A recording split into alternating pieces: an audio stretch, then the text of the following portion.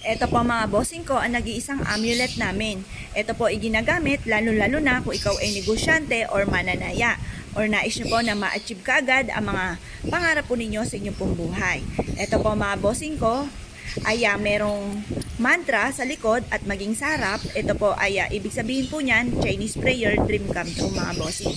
Ngayon po mga bossing, ang aming mga pampaswerte ay espesyal dahil ito po mga bossing ko ay pinapahiran ng langis, araw-araw na pinausukan at may kalakip na panalangin na siksikliglig at umaapaw at napakaraming biyaya ang dumaloy kung sino man ang taong gagamit sa aming mga pampaswerte.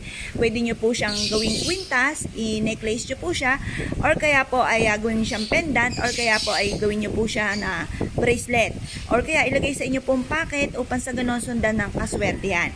Mas mainam na meron tayong ganito na pang-attract ng swerte para kayo po ay laging suswertihin or kung may mga kamalasan na darating ay naitataboy po